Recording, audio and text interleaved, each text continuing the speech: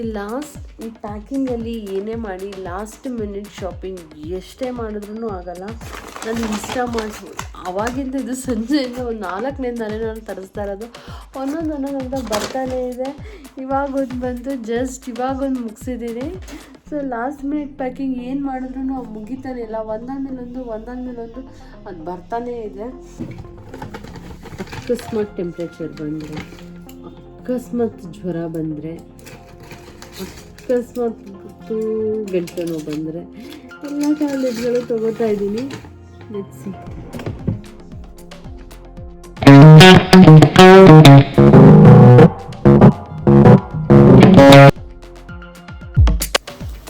Hello YouTube family, welcome to Sindhu Nachi fusions. ಎಲ್ಲ ಹೇಗಿದ್ದೀರಾ?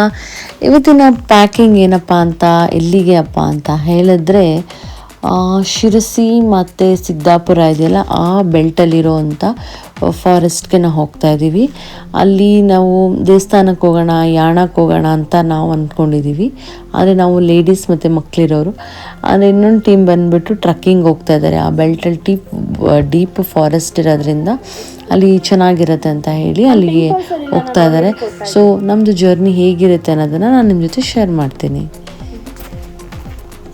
ಬೆಳಿಗ್ಗೆ ರೀಚ್ ಆಗಬೇಕು ಅಲ್ಲಿಗೆ. ಹಾಗಾಗಿ ನಾವು ನೈಟ್ದು ಸ್ಲೀಪಿಂಗ್ ಬಸ್ ತೊಗೊಂಡಿದ್ವಿ ಬ್ಯಾಂಗ್ಳೂರಿಂದ ಶಿರ್ಸಿ ಹತ್ರಕ್ಕೆ. ಅಲ್ಲಿಂದ ಅವರು ಗೈಡ್ ಬಂದು ನಮ್ಮನ್ನು ಕರ್ಕೊಂಡು ಹೋಗ್ತಾಯಿದ್ರು. ಸೊ ಬಸ್ಸಲ್ಲಿ ನೋಡಿ, ಸ್ಲೀಪಿಂಗ್ ಬಸ್ ತುಂಬ ವರ್ಷನೇ ಆಗೋದು, ಒಂದು 3-4 ವರ್ಷ ಆಗಿತ್ತು ಸ್ಲೀಪಿಂಗ್ ಬಸ್ಸಲ್ಲಿ ಹೋಗಿ. ಸೊ ಆ ಊರಿಗೆ ಆ ಊರಿಗೆ ಹತ್ರಕ್ಕೆ ಹೋಗೋದಕ್ಕೆ ಇದು ಒಂದೇ ಸ್ಲೀಪಿಂಗ್ ಬಸ್ ಇರೋದಂತ ಗೊತ್ತಾಯಿತು. ಸೊ ಹಾಗಾಗಿ ನಮ್ಮ ಗ್ರೂಪಲ್ಲಿ ಎಷ್ಟು ಜನ ಹೋಗ್ತೀವಿ ಅಷ್ಟು ಜನನೂ ಆಲ್ಮೋಸ್ಟ್ ಬುಕ್ಕಿಂಗ್ ಇದೆ ಬಸ್ಸಲ್ಲೇ ಇದ್ದರು. ಒಂಥರ ಫುಲ್ ಬಸ್ ಟ್ರಿಪ್ ನಮ್ಮದೇ ಆಗಿತ್ತು ಅಂತಲೇ ಹೇಳ್ಬೋದು. ಸೊ ಆಲ್ಮೋಸ್ಟ್ ಬಸ್ ಬಂದುಬಿಟ್ಟು ಲೈಕ್ 9:30ಗೇನೋ ಹೊರಡ್ತಾ ಇತ್ತು ಆನಂದರಾವ್ ಸರ್ಕಲಿಂದ. ಬೆಳಗಿನ ಜಾವ 6:30ಗೆ ನಾವು ಅಲ್ಲಿ ಸಿದ್ದಾಪುರಕ್ಕೆ ರೀಚ್ ಆದ್ವಿ. ಸೊ ಲೈಕ್ ನೈಟೆಲ್ಲ ಅಂತೂ ಸಖತ್ತಾಗಿ ಎಂಜಾಯ್ ಮಾಡಿದ್ರು ಅಂತಲೇ ಹೇಳ್ಬೋದು ಮಕ್ಕಳು. ಅಂದರೆ ಒಂದು 1 hour until Nelamangala like coffee break ಬರುತ್ತಲ್ಲ, ಅಲ್ಲಿವರೆಗೂ ಎಲ್ಲರೂ ಎಂಜಾಯ್ ಮಾಡಿದ್ವಿ ಅಂತಲೇ ಹೇಳ್ಬೋದು. ಈ ಕಡೆ ಆ ಕಡೆ ಓಡಾಡಿಕೊಂಡು ಬೆಳಗ್ಗೆ 6:30ಗೆ ಬಸ್ಸು ಬಂದು ಆ ಸ್ಪಾಟಲ್ಲಿ ನಿಂತ್ಕೊಳ್ತು. ಇಲ್ಲೇ ಏನಾಯ್ತಪ್ಪ ಅಂತ ಹೇಳಿದ್ರೆ, ತನ್ವಿ ಮೊಬೈಲ್ನ ಬಿಟ್ಬಿಟ್ಟಿದ್ದಾಳೆ. ಸೊ ನಾವು ಆ ಡ್ರೈವರ್ಗೆ ಫೋನ್ ಮಾಡೋಕ್ಕೂ ಹೋಗ್ತಾಯಿಲ್ಲ, ಆ ಡ್ರೈವರ್ ನಮಗೆ ಫೋನ್ ಮಾಡೋಕ್ಕೂ ಆಗ್ತಾಯಿಲ್ಲ. ಯಾಕೆಂದರೆ ಇದು ತುಂಬ ತಿಕ್ ಫಾರೆಸ್ಟ್ ಅಂತಲೇ ಹೇಳ್ಬೋದು. ಇಲ್ಲಿ ಜಿಯೋ ಮತ್ತು BSNL ಅಷ್ಟೇ ವರ್ಕ್ ಆಗುತ್ತೆ. ಬಟ್ ಅದು ಕೂಡ ನಿಮ್ಮ ಲಕ್ಕಿದ್ರೆ ನೆಟ್ವರ್ಕ್ ವರ್ಕ್ ಆಗುತ್ತೆ, ಇಲ್ಲ ಅಂದರೆ ಇಲ್ಲ. ಅಂದರೆ ಅಲ್ಲಿರೋ ಲೋಕಲೈಸ್ಗೆ ಗೊತ್ತು ಎಲ್ಲಿ ಯಾವ ಪಾಯಿಂಟಲ್ಲಿ ಹೋದರೆ ಮಾತಾಡ್ಬೋದು, ಕನೆಕ್ಷನ್ ಸಿಗುತ್ತೆ ಅಂತ ಹೇಳ್ಬಿಟ್ಟು ಅವರಲ್ಲಿಂದ ಇದು ಮಾಡ್ತಾರೆ. ಹಾಗೂ ನಮ್ಮ ಗ್ರೂಪಲ್ಲಿ ಇದ್ದವ್ರು ಇಬ್ಬರ ಹತ್ರ BSNL ಇದ್ದಿದ್ದರಿಂದ ಡ್ರೈವರ್ಗೆ ಹೇಗೋ ಕನೆಕ್ಟ್ ಮಾಡಿ ನಾವು ಹೇಳಿದ್ವಿ. ಏಕೆಂದರೆ ಅದೇ ಬಸ್ ಅಲ್ವಾ, ವಾಪಸ್ ಬರೋದಕ್ಕೂ ಅದೇ ಬಸ್ಸೇ ಇದ್ದಿದ್ದು, ನಮಗೆ ಗೊತ್ತಿತ್ತಲ್ಲ. ಹಾಗಾಗಿ ನಾವು ಹೇಳಿದ್ವಿ, ನಾವು ವಾಪಸ್ ಬರೋವಾಗ ನಾವು ಅದನ್ನು ಕಲೆಕ್ಟ್ ಮಾಡ್ಕೋತೀವಿ ಅಂತ ಹೇಳಿದ್ವಿ. ಅವರು ಹೇಳಿದ್ರು, ನೀವು ಬೇಕಾದ್ರೆ ಈಗಲೇ ಬಂದು ಸಿದ್ದಾಪುರದಲ್ಲಿ ಕಲೆಕ್ಟ್ ಮಾಡ್ಕೊಳ್ಳಿ, ಇಲ್ಲ ಅಂತ ಹೇಳಿದ್ರೆ ಬ್ಯಾಂಗ್ಳೂರ್ ಆಫೀಸಲ್ಲೂ ಬೇಕಾದ್ರೆ ನಿಮ್ಮ ಕಡೆಯವ್ರಿಗೆ ಯಾರಿಗಾದ್ರೂ ಹೇಳಿ ಕಳಿಸ್ತೀವಿ ಅಂತ ಹೇಳಿದ್ರು. ಅದಕ್ಕೆ ಅದೆರಡು ಆಪ್ಷನ್ನು ಬೇಡ, ಇವಾಗ ಹೇಗೆ ಇದ್ದರೂ ನಾವು ಮತ್ತೆ ನಾಳಿದ್ದು ನಿಮ್ಮ ಜೊತೆಗೆ ಬರ್ತೀವಲ್ಲ ಅದೇ ಬಸ್ಸಲ್ಲಿ, ಸೊ ಅಲ್ಲೇ ಕಲೆಕ್ಟ್ ಮಾಡ್ಕೊಳ್ತೀವಿ ಅಂತ ಹೇಳಿದ್ವಿ. ನೋಡಿದ್ರ ರೋಡಲ್ಲೆಲ್ಲ ಎಷ್ಟು ಚೆನ್ನಾಗಿ ನವಿಲ್ಗರಿಗಳು ಓಡಾಡ್ತಾ ಇದೆ ಅಂತ. ಓ ಮೈ ಗಾಡ್, ತುಂಬ ಬ್ಯೂಟಿಫುಲ್ ಆಗಿದೆ ಪ್ಲೇಸು. ಇದಂತೂ ಫಾರೆಸ್ಟ್ ಮಧ್ಯದಲ್ಲಿ ಇವ್ರದ್ದು ಮನೆ ಇದೆ. ಅಂದರೆ ಇದು ಒಂದು ಸಿರಿ ಮನೆ ಅಂತ ಹೇಳಿಬಿಟ್ಟು ಇವರು ಟ್ರಕ್ಕಿಂಗ್ ಎಲ್ಲ ಕಂಡಕ್ಟ್ ಮಾಡ್ತಾರೆ ಅಲ್ಲೇ ಲೋಕಲ್ ಲೈಟ್ಸು. ಸೊ ನೀವು ಕೂಡ ಇದನ್ನ ರೀಚ್ ಆಗ್ಬೋದು. ಅವ್ರದ್ದು ವೆಬ್ಸೈಟ್ ಕೂಡ ಇದೆ, ಅದನ್ನು ನಾನು ನಿಮಗೆ ಆ ಲಿಂಕ್ನ ಡಿಸ್ಕ್ರಿಪ್ಷನಲ್ಲಿ ಹಾಕಿರ್ತೀನಿ. ಇದು ಶಿರಸಿ ಸಿದ್ದಾಪುರ ಸೆಂಟರಲ್ಲಿ ಇವ್ರದ್ದು ಬರುತ್ತೆ. ತುಂಬ ಚೆನ್ನಾಗಿದೆ. ನಾವೆಲ್ಲ ಫ್ಯಾಮಿಲಿ ಮತ್ತು ನಮ್ಮ ಮಕ್ಕಳುಗಳು ತುಂಬ ಚಿಕ್ಕವರಿದ್ದೀವಿ. ತನ್ವಿ ಮತ್ತು ಇನ್ನೊಂದು ಕಸಿನ್ ಬಂದಿದ್ರು, ಅವ್ರ ಮಗನೂ ಕೂಡ ತುಂಬ ಚಿಕ್ಕದಿತ್ತು, ಅಂದರೆ ಲೈಕ್ 2 years ಮಗು ಇತ್ತು. ಹಾಗೆ ನಮ್ಮ ಆಂಟಿ ಕೂಡ ಇದ್ದರು. ಸೊ ಹಾಗಾಗಿ ನಾವು 3 ಜನ ಲೇಡೀಸ್ ಮತ್ತು 4 ಮಕ್ಕಳು ಕೂಡ ಏನು ಮಾಡಿದ್ವಿ, ನಾವು ಟೆಂಪಲ್ಲು, ಯಾಣ ಈ ಥರ ಪ್ಲೇಸಸ್ಗಳಿಗೆ ಹೋಗ್ತೀವಿ ಹತ್ರ ಇರೋದು ಅಂತ ಹೇಳಿದ್ರು. ಈಗ ನನ್ನ ತನ್ವಿ ಆಗಿರ್ಬೋದು ಮತ್ತು ಇನ್ನು 4-5 ಜನ ಕಸಿನ್ಸ್ ಎಲ್ಲರೂ ಡೀಪ್ ಫಾರೆಸ್ಟ್ಗೆ ಟ್ರಕ್ಕಿಂಗ್ ಅಂತ ಹೋದರು. ಬೆಳಿಗ್ಗೆ ಹೋಗಿದ ತಕ್ಷಣವೇ ನಮಗೆ ಅಲ್ಲಿ ಬ್ರೇಕ್ಫಾಸ್ಟ್ ರೆಡಿ ಆಗಿತ್ತು. ಎಲ್ಲರೂ ಬೇಗ ಬೇಗ ಫ್ರೆಶ್ ಅಪ್ ಆದರು. ಅಂದರೆ ಯಾರ್ಯಾರು ಟ್ರಕ್ಕಿಂಗ್ ಹೋಗ್ತಾರೆ ಅವರೆಲ್ಲ ಫಸ್ಟ್ ರೆಡಿ ಆಗಲಿ ಅಂತ ಬಿಟ್ವಿ. ಸೊ ಅವರೆಲ್ಲರೂ ಬೇಗ ಬೇಗ ಬ್ರೇಕ್ಫಾಸ್ಟ್ ಮಾಡಿ ಹೊರಟರು. ಬ್ರೇಕ್ಫಾಸ್ಟ್ಗೆ ದೋಸೆ ಮತ್ತು ಪಡ್ಡು, ಚಟ್ನಿ, ಸಾಂಬಾರು, ಕಾಫಿ, ಟೀ ಇಷ್ಟನ್ನು ಬಿಸಿ ಬಿಸಿಯಾಗೇ ಸರ್ವ್ ಮಾಡಿದ್ರು ಅಂತಲೇ ಹೇಳ್ಬೋದು.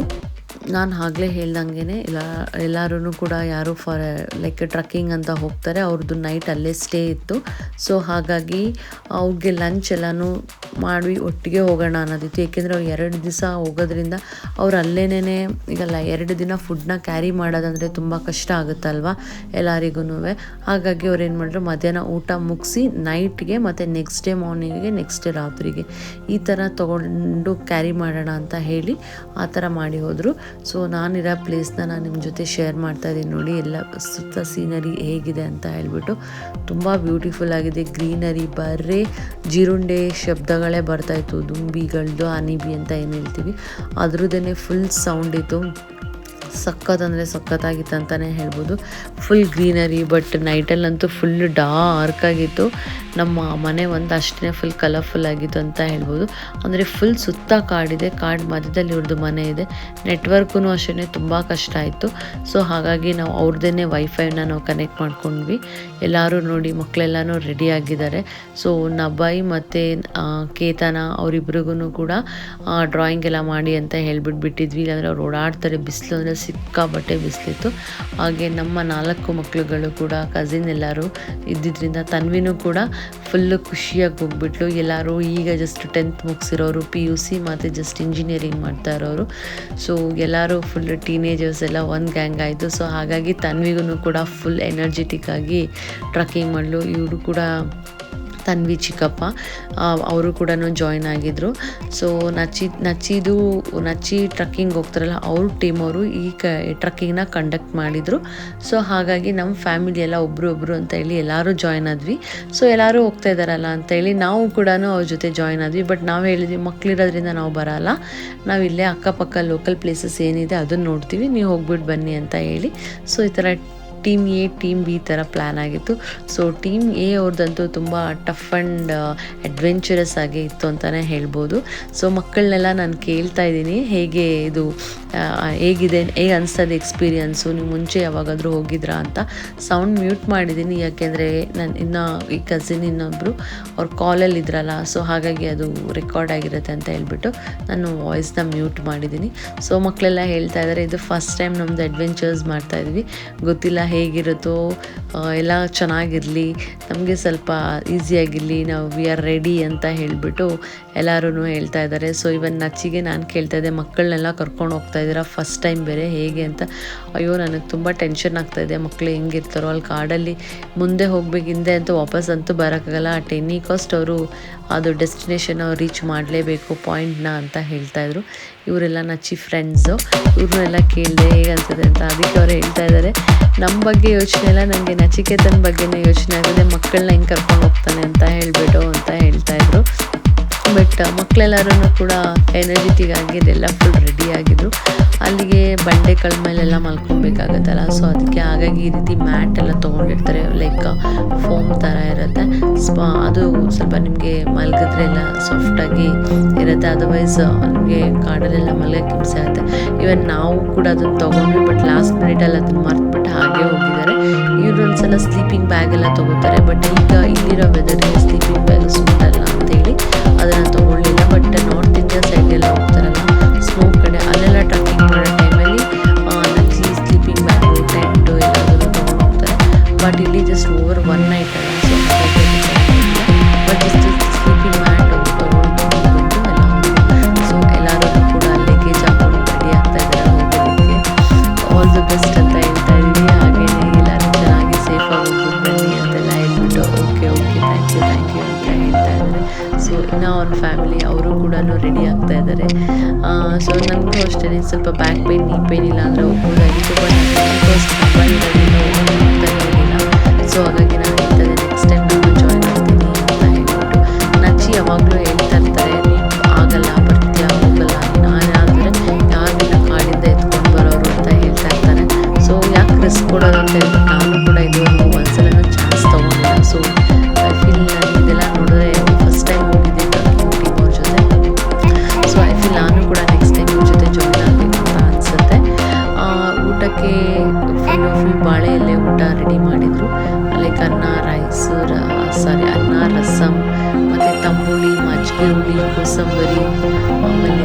ಸ್ವೀಟ್ಸು ಎಲ್ಲದನ್ನು ರೆಡಿ ಮಾಡಿದ್ರು, ಅಂದರೆ ಪಾಯಸ ಇದೆಲ್ಲ ಅದನ್ನು ರೆಡಿ ಮಾಡಿದ್ರು. ಸೊ ಎಲ್ಲದನ್ನು ಊಟ ಎಲ್ಲ ಮಾಡಿ ನಾವು ಕೂಡ ಅವರು ಹೊರಟರು ಟ್ರಕ್ಕಿಂಗ್ ಟೀಮು. ನಾವು ಸಂಜೆ ಇದ್ದಾಗಿತ್ತಲ್ಲ, ಸೊ ಆ್ಯಕ್ಚುಲಿ ಈವ್ನಿಂಗ್ ಯಾಣಾಗ ಹೋಗೋಣ ಅಂತ ಪ್ಲ್ಯಾನ್ ಮಾಡಿದ್ವಿ. ಬಟ್ ಅವರೆಲ್ಲ ಒಳ್ಳೆ ತನಕನೇ 4 o'clock ಆಗಿತ್ತು.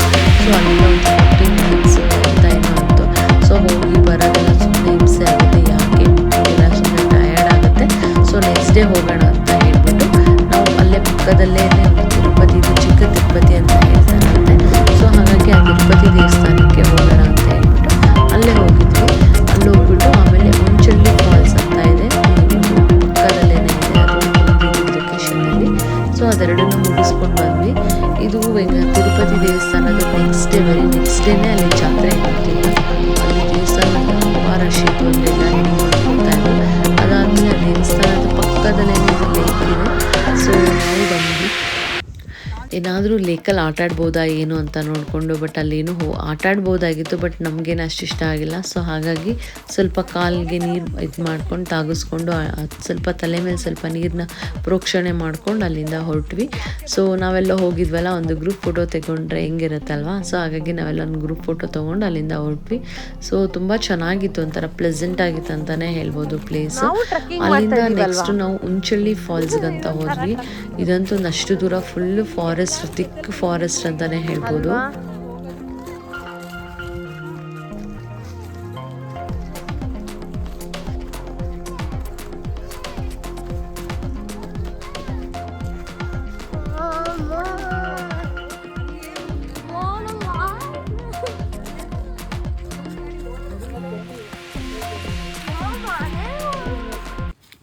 ನೋಡಿ ಇಷ್ಟು ದೂರ ಕಾರ್ ನಿಲ್ಲಿಸಿ ಒಂದಷ್ಟೇ ದೂರ ಫಾಲ್ಸ್ ಕೆಳಗಡೆ ಇದೆ. ಒಂದು 500 metre, less than 500 metre down ಇಳ್ಕೊಂಡು ಹೋಗ್ಬೇಕು. ಅಷ್ಟಕ್ಕೇ ಮಕ್ಕಳು ಟಯರ್ಡ್ ಆಗಿಬಿಟ್ಟಿದ್ದಾರೆ, ಮನೆಗೆ ಹೋಗೋಣ, ತಿನ್ನಬೇಕು, ಹಂಗೆ ಹಿಂಗೆ ಅಂತ ಹೇಳ್ಬಿಟ್ಟು ನಾವು ಅದೇ ಯೋಚನೆ ಮಾಡಿ ನಾವೇನಾದ್ರು ಇವ್ರನ್ನ ಟ್ರಕ್ಕಿಂಗ್ ಕರ್ಕೊಂಡು ಹೋಗ್ಬಿಟ್ರೆ ಏನಪ್ಪ ಅಂತ ಹೇಳಿಬಿಟ್ಟು. ಬಟ್ ಪ್ಲೇಸ್ ತುಂಬ ಅಂದರೆ ತುಂಬ ಚೆನ್ನಾಗಿದೆ ಅಂತಲೇ ಹೇಳ್ಬೋದು.